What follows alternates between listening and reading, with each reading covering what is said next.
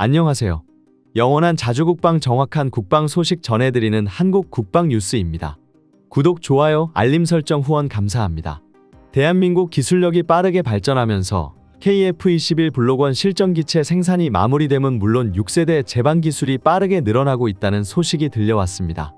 대한민국의 기술력은 이미 세계에 공고히 알려져 있습니다.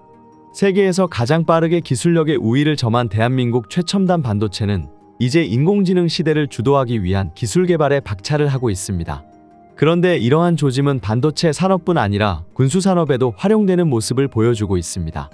한국 방산산업은 역대급 성장을 기록하며 한국의 방산 수출 점유율을 세계 10위권으로 안착시키는 기염을 토했습니다.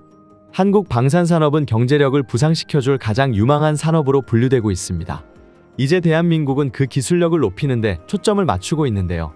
최근에는 특히 항공군수 산업에서의 기술력 발전이 활발하게 이루어지고 있습니다. 그 핵심 축에는 한국산 KF-21 전투기가 자리하고 있습니다.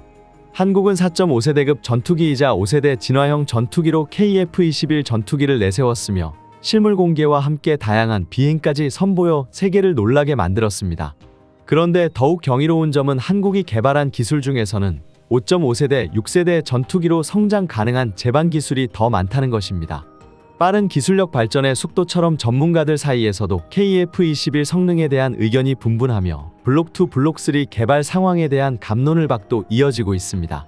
그런데 인도네시아 언론에서 황당한 주장이 제기되어 우리 전문가들의 눈살을 찌푸리게 하고 있습니다.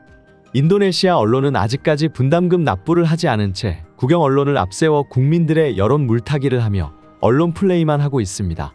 심지어 인도네시아 언론인 조나 자카르타에서는 KF-21 전투기가 완벽한 스텔스 성능 확보가 어려울 경우 인도네시아가 직접 공동 개발에 나서겠다고 주장했습니다. 인도네시아는 분담금을 내지 않은 것도 모자라 세계적으로도 세미 스텔스 형태라는 평을 받는 블록1과 명백한 스텔스기로 인정받는 블록2를 음해하며 한국은 스텔스 기능을 제작하기 힘들다고 보도했습니다. 인도네시아에서는 최첨단 KF-21 전투기를 깎아내리기 위해 혈안되어 있는 것처럼 보이는데요. 이는 분담금이 축소되었지만 기술 이전은 이전만큼 받기 위한 행동이라고 추측됩니다. 더불어 일본과 중국이 한국을 깔보는 것은 이미 오래전부터 지속되어 왔었는데 근래에는 국내에서 조차 KF-21 전투기의 성능이 떨어진다는 주장이 있습니다. 그 이유는 기체 후방의 적미사일을 탐지할 수 있는 장비인 MWS와 스텔스 기간 교전에서 주로 사용되는 적이 쏜 적외선 유도 미사일들을 교란할 수 있는 덕컴이 없다는 것 때문입니다. 실제로 KF-21 보람의 블록1 버전에서는 스텔스 전투기에 반드시 필요한 두 장비가 탑재되지 않았습니다.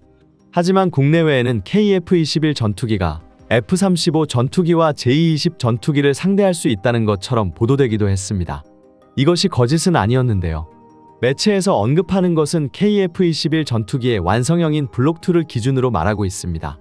블록2는 각종 센서의 무장과 내부 무장창을 포함해 완전 스텔스형으로 개량되어 중국산 J-20 전투기를 압도하는 것은 물론이고 미국 F-35 전투와 맞먹을 수 있습니다.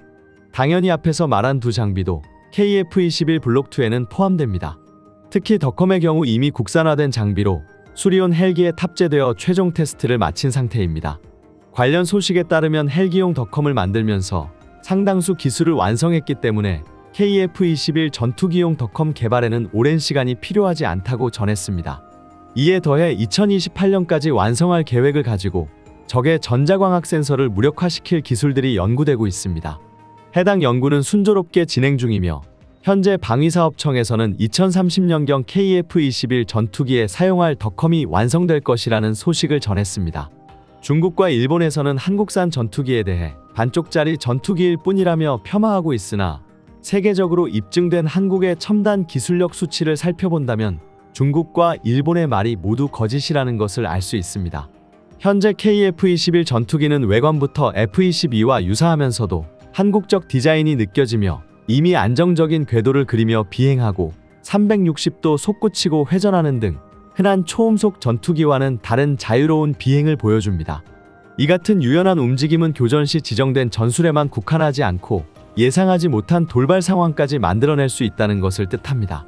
이번에 양산되는 KF-21 블록1은 4.5세대 전투기이지만 이미 5세대, 6세대급 기술이 개발되고 있습니다. 그중 가장 미래지향적 기술이라고 불리는 인공지능 기술은 이미 한국에서 최초로 개발이 되었고 카이스트에서 이를 발표한 상황입니다. 현재 세계에서는 파일럿을 인공지능으로 대체하려는 무인화 시도가 이어지고 있습니다. 인공지능은 인간이 어쩔 수 없이 가지는 한계를 간단히 뛰어넘을 수 있는데요. 그중 가장 단적인 예가 바로 중력 가속도를 견디는 힘입니다. 아무리 고도로 훈련된 조종사이더라도 견디기 불가능한 중력 가속도는 존재합니다. 미국 공군의 분석에 따르면 미국 내에서도 한 해 평균 한두 번의 추락사고가 일어나는데 그 이유가 바로 중력 가속도 때문이라고 합니다. 전시가 아닌 훈련 상황에서도 추락의 위험이 따른다는 것입니다. 또한 전투기 운용에서 가장 해결하기 힘들었던 예산 문제도 인공지능 파일럿으로 대체될 시에 보다 자유로운 대처가 가능합니다. 현재 조종사들은 연료 소비 및 기체의 최고 속도 등 모든 조건을 고려하여 연비 문제를 계산해 비행해야 합니다. 하지만 인공지능은 모든 데이터를 완벽하게 처리하여 목표 지점까지 가장 효율적인 비행 궤도를 실현할 수 있습니다. 더불어 파일럿 양성에 드는 천문학적인 비용을 알고리즘을 통해 순식간에 습득하여 단 하루도 안 되는 시간에 베테랑 파일럿으로 거듭날 수 있습니다. 이 때문에 세계는 무인 조종사를 제작하기 위해 혈안되어 있습니다. 심지어 미국과 유럽에서는 공동으로 인공지능 조종사에 대한 효율성과 전투 효과를 검증하는 챌린지가 있었습니다.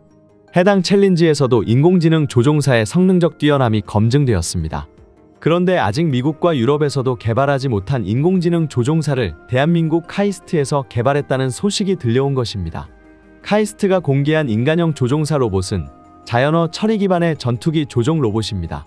지금까지 인공지능 파일럿들이 전투기를 조종하기 위해서는 특수한 개량 과정을 거쳐야 했지만 국내에서 개발한 로봇 파일럿은 콕핏에 앉는 순간 조종을 위한 모든 준비 과정이 끝나며 개량 과정이 따로 필요하지 않습니다.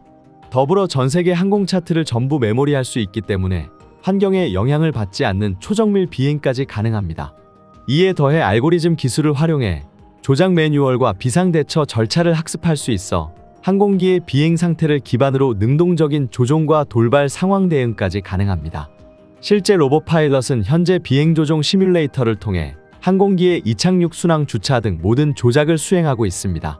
한국의 놀라운 기술력을 조금만 개량하여 실전에 투입한다면 현재 노후화되어 퇴역을 앞둔 전투기들도 실전 사용이 가능해집니다. 무인 조종사를 이용하게 된다면 파일럿 인명피해에 대한 부담을 사라지기 때문에 노후 전투기도 전장에서 자유로운 운용이 가능해지는 것입니다. 그렇게 된다면 KF-21 전투기 양산이 끝날 때 대한민국 공군은 700여 대의 전투기를 보유하게 되는 것이며 이는 물량으로 밀어붙이는 중국과의 공중전에서 대한민국이 보다 유리해질 수 있다는 것을 뜻합니다. 또한 최근 시작된 시험비행 시뮬레이션을 통해 확인할 수 있었던 KF-21 전투기의 RCS 값은 세계적으로 인정받는 스텔스 기체들과 비슷한 수준이었습니다. 또한 여러 검사를 거쳐 추가적인 개량까지 이루어지고 있기 때문에 KF-21 전투기는 더 강력한 전투기로 대중들 앞에 공개될 예정입니다. 특히 KF-21 보라매의 플랫폼은 4.5세대로 태어나 미래에는 6세대 전투기로 성장할 것으로 예측되는데 이는 세계적으로도 유례없는 유일한 전투기입니다. 한국은 현재 5세대 전투기 기술에 대한 개발은 이미 진행 중이며 6세대 전투기 기술 제반도 마련한 상태입니다. 이를 미루어 볼 때 6세대 전투기 개발도 곧 이루어질 것 같습니다. 기초 단계부터 독자적인 우리만의 기술로 전투기 제작을 시작한 한국항공우주산업과 대한민국 공군 그리고 한국과학기술원이 2030년 이후 위협에 대처하기 위해 6세대 스텔스 기술 및 무인기 기술에 대한 개발을 계속적으로 진행 중이라고 밝혔으며 이에 대한 상당수는 KF-21 전투기를 기반으로 개발될 것으로 밝혀져 흥미를 끌었습니다. 앞서 말한 무인 조종사 기술이 그 첫발을 내디디고 있습니다. 또한 차근차근 개발하는 기술 중에는 6세대 기술 제반이 될 5세대 스텔스 기술이 있습니다. 군사무기 제작 시 세계 상위급 나라라고 여겨지는 러시아, 중국 등은 본인들도 5세대 스텔스기를 만들었다고 주장했지만 실상은 성능 논란에 휩싸여 애매한 물건이 되었습니다. 그만큼 실제 스텔스 성능을 제작할 수 있는 나라가 적다는 뜻인데요. 5세대 스텔스도 어려운데 현재 수많은 나라들이 한 세대를 건너뛰고 너도 나도 6세대 전투기에 도전하고 있습니다. 하지만 과학기술 영역에서 이것은 성공 가능성이 아주 낮습니다.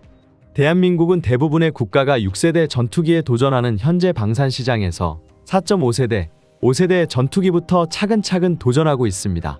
그 과정에서 스텔스 성능을 확보하고 기본적인 5세대, 6세대급 최첨단 미래 기술들을 하나씩 확보해 나가고 있죠. 사실 한국의 스텔스 기술 개발의 시작점은 꽤 오래되었습니다. 국방과학연구소는 노르페인트를 비롯한 민간 기업과 협력해 1999년부터 스텔스 기술 개발을 시작했는데요. 당시 개발을 진행하여 2008년 비로소 스텔스 성능 실험을 통과, 결국 스텔스 기술 국산화에 성공했습니다. 당시 국산화했던 기술은 대한민국 5세대 전투기 개발을 가능하게 만들었죠. 특히 한국형 KF-21 보라매에 탑재되는 스텔스는 전파 흡수 기능을 갖추었으며 이 덕분에 피탐지율 자체가 크게 줄었습니다. 하지만 아직 KF-21 전투기를 완벽한 스텔스기라고 표현하기에는 다소 부족한 부분이 있었죠. 왜냐하면 이제 4.5세대급인 KF-21 블록1 전투기만 제작되었기 때문입니다. 블록1의 경우 무장체계를 주요하게 다루어 제작하였기 때문에 5세대라고 부르기엔 무리가 있습니다. 하지만 한국의 기술은 세계 최강이라고 손꼽히는 스텔스기인 F-22 랩터나 F-35 전투기에 비해 스텔스 성능이 다소 부족하지만 주요 군사강국이라고 불리는 국가들이 사용하는 전투기들과 비교하면 뛰어난 스텔스성으로 평가받았습니다. 과거부터 지금까지도 KF-21 전투기 개발 반대론자들이 존재합니다. 그들은 한국이 아무리 잘해도 5세대의 벽을 뛰어넘기 힘들 것이라는 의견을 펼쳐왔습니다.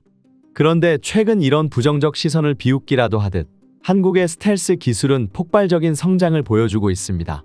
KF-21 전투기는 레이더 탐지 면적인 RCS 시험을 이용해 스텔스 발현에 가장 최적화된 형상으로 제작되었습니다. KF-21 전투기를 살펴보면 두 개의 수직 및 수평 꼬리 날개는 모두 저피탐 형상으로 설계되었고, 다이아몬드 모양 주익은 RCS 값은 낮추는 최적의 형태입니다. 꺽쇠 모양의 공기흡입구, 반매립식 내부무 장창도 스텔스 성능에 최적화되어 있습니다. 이처럼 처음부터 스텔스화를 목적으로 하던 KF-21 전투기는 현재 80% 이상의 스텔스 기술을 확보한 상태입니다. 그렇기 때문에 내부에서는 5세대급 KF-21 전투기 블록2 개발 역시 대부분 순조롭게 이루어지고 있다고 보고 있으며, 세미 스텔스라고 불리는 블록1도 4.8세대에 가깝다고 언급되고 있습니다. 중요한 사실은 스텔스라고 해서 레이더에서 완전히 사라지는 것은 아닌데요. 커다란 전투기가 아닌 작은 축구공이 하늘을 나는 것처럼 보이는 것에 가깝습니다. 이 자체가 레이더에서 보이지 않는 것이나 다름없지만, 바꿔 말한다면 레이더의 위치에 따라 RCS도 달라지는 것이죠. 스텔스 형상은 정면 레이더에서 가장 작아 보이고, 후면이나 측면에서는 레이더에 조금 더 쉽게 포착되는데요. 그렇기 때문에 정면에서 레이더 망에 잡히지 않는다고 이것을 스텔스 성능을 가졌다고 이야기할 수는 없습니다. 그렇기 때문에 스텔스 전투기는 형태뿐만 아니라 상대의 레이더 전파를 흡수해버리는 특수 도료를 발라야 합니다. 이것이 바로 스텔스 페인트라고 불리는 램이라는 도료를 발라야 하죠. 램은 흑색 탄소 분말, 미세 철 입자를 함유하고 있어 레이더 전파 흡수에 유용합니다. 그리고 전 세계적으로 스텔스 도료는 이것이 유일하다고 여겨졌습니다. 하지만 새로운 스텔스 물질을 개발하였고, 이는 놀랄 수밖에 없는 일이었습니다. 전 세계에서 최초로 램이 아닌 다른 스텔스 물질을 개발해내 세계 방산계는 경악할 수밖에 없었습니다. 대한민국이 개발한 것은 바로 메타물질입니다. 우리 한국은 2014년부터 메타물질 연구에 900억 원 가량의 예산을 투자했습니다. 이러한 메타물질은 자연계의 대부분의 것을 흡수할 수 있는 놀라운 성능을 보여줍니다. 그렇기에 레이더 전파도 흡수할 수 있는데요. 메타물질은 램보다도 더욱 뛰어난 흡수 성능을 보여주고 있습니다. 레이더의 주파수는 정말 다양한데 램에 비해 무려 5배나 넓은 레이더 주파수를 흡수할 수 있습니다. 훨씬 폭넓은 대역의 파동을 모두 흡수하여 스텔스 성능 자체가 확연히 우수해지는 것이죠. 대한민국 군사 분야 메타물질 연구팀에서는 파동 에너지에 대한 연구를 하고 있는데요. 결국 레이더 또한 파동이기 때문에 최대한 폭넓은 파동을 모두 흡수할 수 있는 스텔스를 개발하는 것입니다. 이에 더해 잠수함 내부에서 발생하는 소음이 밖으로 새어나가지 않도록 하는 해저용 스텔스나 적외선 카메라를 속일 수 있는 보병형 스텔스 장비 지원까지 계획하고 있습니다. 보병형 스텔스라고 한다면 말 그대로 투명 망토가 되는 셈인데요. 적군의 눈에 직접적으로 띄지 않는 이상 레이더가 우리 국군을 잡아낼 수 없다는 것입니다. 과장을 하지 않아도 대한민국의 메타물질 기술은 유일무이한 세계 최고의 기술이죠. 관련 특허만 해도 국내에서 364건, 해외에서 165건을 취득했습니다. 이미 한국은 5세대 KF-21 전투기를 구현할 완벽한 재료가 완성된 것입니다. 스텔스 분야에서 한국은 더욱 놀라운 성과를 이어나가고 있는데요.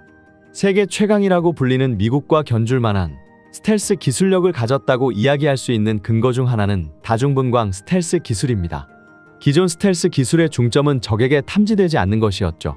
아무리 스텔스 성능이 좋더라도 결국 적에게 위치가 노출된다면 방어가 어려워지는 게 사실이었는데요. 다중분광 스텔스는 적에게 탐지되지 않지만 적이 공격하지 못하게 유도 기능까지 차단해버릴 수 있습니다. 기본적인 스텔스 기능은 물론 적전투기가 공격을 시도하는 것까지 무산시킬 수 있다는 것인데요. 이 기술은 대한민국 첨단 기술력의 저력을 보여주는 대표적 기술입니다. 대한민국이 개발한 스텔스 소재와 다중분광 스텔스 기술은 적군의 방공망을 순식간에 뚫어버릴 수 있는 수준입니다. 대한민국이 자랑하는 기술의 대부분은 KF-21 블록2에 완벽하게 적용되겠지만 KF-21 블록 1에도 세계가 주목하는 기술이 있습니다. 바로 무장체계 기술인데요. 전투기가 무장을 탑재하지 않는다면 그저 항공기에 불과합니다. 그런데 대한민국은 이러한 무장체계를 세미 스텔스와 스텔스에 맞추면서도 군사기술력을 담아 더욱 완벽한 제공권 확보를 위해 강화시키고 있습니다. 이러한 한국의 제반 기술들로 6세대 전투기의 필수 요건인 무인기까지 빠르게 발전하는 양상을 띠고 있습니다. 한국 공군 역시 무인기술과 인공지능을 통한 미래 전력구조를 구상하고 있습니다. 공군은 올해 항공우주력 국제학술회의에서 무인기술과 AI에 기반한 미래전 수행 개념을 소개했습니다. 공군은 우크라이나 전쟁에서 어느 쪽도 공중우세를 장악하지 못했기에 전쟁에서 최단 시간 내 압도적인 승리가 불가능했다며 드론과 극초음속 무기가 나타나는 상황에서 신속하고 지속적인 공중우세를 유지하기 위해서는 전통적인 공군력 변화가 불가피하다고 분석했습니다. 공군은 빠르게 바뀌는 전장 환경에서 기술에 맞서 공중우세를 유지하기 위해서는 시공간 제약이 없는 고속 네트워크와 AI 기술을 활용한 유무인 전력 운용이 중요하다고 지적했는데요. 이를 위해 공군이 가장 먼저 강조하는 것이 바로 유무인 복합체제입니다. 한국은 세계 최초의 휴먼형 로봇을 개발한 바 있으며 이를 기반으로 항공기에도 독자적인 기술을 구축해 나가고 있습니다. 실제 대한민국은 무인기 개발에 적극적으로 나서고 있으며 국방부, 국방과학연구소, 방위사업청, 국내 방산업체들이 협력하여 스텔스 무인 전투기 개발을 추진 중입니다. 이 스텔스 무인 전투기는 벌써부터 많은 기대를 모으고 있습니다. 미국과 유럽에서 개발 중인 6세대 전투기는 유인 전투기가 다수의 윙맨 드론을 운용하는 유무인 복합 전투체계로 적용될 예정인데요. 윙맨은 위험한 비행 임무 중 동료를 지원하는 조종사를 뜻합니다. 과거에는 사람이 했던 윙맨 임무를 이제는 무인기가 대체하며 미래 공중전 개념을 통째로 바꿔버리고 있습니다. 윙맨 드론은 많은 이점을 가지고 있습니다. 미공군만 보더라도 F-35 전투기는 대당 가격이 8천만에서 1만 달러에 달하지만 윙맨 드론은 대당 2-3천만 달러면 만들 수 있고 비용은 점점 더 낮아질 전망입니다. 그렇기에 이는 대량 생산과 배치가 용이하다고 평가되는데요. 일반적인 무인기나 드론은 지상 관제소에서 원격 조종으로 움직이지만 윙맨 드론은 공중에서 유인기와 교신하며 움직이는데 조종사는 위험한 임무를 무인기에게 대체할 수 있도록 조종하여 안전을 보장받을 수 있습니다. 유인기 통제를 받으나 AI를 통해 조종사의 부담을 덜어주고 자체 판단하에 작전할 수 있는 형식입니다. 무인 드론은 첨단 기술이 다수 쓰이지만 저렴한 비용 구조를 추구하고 있습니다. 대한민국 공군은 선무인 후유인 전투 개념을 제시하고 있는데요. 유인 전투기가 적 위협 범위 밖에서 다수의 무인기를 위험 지역에 침투시키는 형태입니다. 이는 유인 전투기, 재사용 무인기, 소모성 무인기를 혼합하여 작전 지역에 배치하는 것인데 투입되는 무인기는 자폭, 기만, 전자전, 정찰 등 다양한 임무를 수행할 수 있습니다. 저가의 소모성 무인기는 적지로 침투해 탐지, 기만, 방공망 소모 등을 진행하며 소모성 무인기들을 거느린 유인 전투기가 적지에 근접하면 정찰 및 전자전 무인기들을 통제하는 유인 전투기가 측면에서 엄호합니다. 후방에는 다수 무인기를 운용하는 유인 전투기 편대와 공중 조기 경보 통제기 등이 지원을 맡습니다. 고가의 재사용 무인기는 유인 전투기 감시 및 공격 범위를 넓히는 역할을 맡게 되는데요. 이는 적전투기가 공대공 무장을 사용하기 이전에 아군이 먼저 적을 타격할 수 있는 기회를 제공합니다. 더 유용한 것은 유인 전투기가 센서를 끈 상황에서도 데이터 링크를 통해 무인기들이 수집한 정보를 실시간 확보하고 적군의 동향을 파악할 수 있다는 점입니다. 공군은 이 같은 개념을 토대로 군, 연구기관, 업체 등이 포함된 태스크포스를 구성해 실현 가능한 유무인 복합 전투체계 운영 개념 수립을 추진하겠다고 밝혔습니다. 또한 한국항공우주연구원에서는 재사용 무인 우주비행기 축소기를 제작한 것을 공개하였으며 우주 드론 시장에 한국이 선제적으로 진입할 수 있는 길을 열었습니다. 현재 다양한 나라에서 우주 비행이 가능한 우주 드론 기술 개발을 진행 중이지만 실용화에 성공한 나라는 미국만이 유일합니다. 이 상황에서 한국이 KF-21 초음속 전투기에 이어 우주 드론 개발의 성과까지 내고 있는 것입니다. 우주 드론은 인공위성과 함께 사람이 탑승하지 않고 자율 운행 혹은 원격 조종하는 무인 체계라는 점은 동일하지만 몇 가지 부분에서 큰 차이점을 가집니다. 첫 번째는 발사 후 지상으로 돌아오기 때문에 전파를 발신하지 않고 은밀한 임무 수행이 가능합니다. 비밀 작전의 경우 정찰 정보를 녹화했다가 다시 돌아올 때 회수를 할 수 있고 실시간 감시 정찰이 필요할 경우 인공위성처럼 통신 데이터 링크를 사용할 수 있습니다. 두 번째는 궤도 변환이 자유롭습니다. 인공위성의 경우 발사 위치와 고도가 거의 일정해 추적이 쉽지만 우주 드론은 궤도를 예측하기 어려워 지상 대응은 쉽지 않습니다. 세 번째는 필요할 때만 사용하고 회수가 가능하다는 것입니다. 몇 개월 동안 인공위성처럼 떠 있을 수 있음에도 불구하고 며칠만 작전하고 회수하여 운용 수명을 늘릴 수 있습니다. 우주와 지상을 오가는 무인기인 우주 드론의 개발은 만만치 않지만 대한민국은 28년 우주 비행기 핵심 기술 및 재진입 기술 개발을 끝내 높은 기술력을 축적할 것이라고 언급했습니다. 이를 위해 한국의 미래 비행체 핵심 기술 연구가 이루어지고 있는데요. 이것이 바로 우리가 아는 스텔스 무인 전투기 개발인 것입니다. 올해 하반기 한국은 저피탑 무인 항공기 핵심 기술 교류회를 개최하였으며 저피탑 무인 항공기 개발 관련 최신 기술 동향을 공유하고 향후 발전 방향을 논의했습니다. 저피탑은 레이더 신호 반사 면적을 최소화하거나 전파를 흡수하는 방식으로 스텔스 상태를 유지하는 기술입니다. 스텔스 무인기 기술은 각국의 전략적 우위를 확보하기 위한 핵심 요소로 자리 잡았습니다. 대한항공은 국방과학연구소와 함께 국내 최초로 저피탑 편대기를 개발 중인데요. 바로 내년에 민간에 첫 공개하는 것을 목표로 하고 있습니다. 하지만 대한민국은 이미 무인기에 일정 기술을 확보한 것으로 보입니다. 대한항공은 2010년 국방과학연구소의 저피탑 축소형 비행 시험기 개발 사업에 참여한 것을 시작으로 국내 저피탑 무인기 개발 분야에서 독보적인 기술력을 보여주며 저피탑 무인기 핵심 기술인 항공기 RCS 저감 설계 및 제작 기술, 꼬리 날개가 없는 무미익 비행체 제어 기술을 확보한 상황입니다. 이런 상황에서 국제정세가 불안해지며 한국산 무인기에 대한 니즈가 높아지고 있습니다. 빠르게 높아지는 대한민국의 기술력으로 AI 기반 유무인 복합 전투체계 구축은 경이로운 속도로 이루어지고 있습니다. 대한민국의 국방 미래가 더욱 밝게 빛나길 기대합니다. 지금까지 한국 국방 뉴스 시청해주셔서 감사합니다. 구독, 좋아요, 알림 설정 해두시면 언제나 좋은 소식 전해드리겠습니다. 즐거운 하루 보내세요.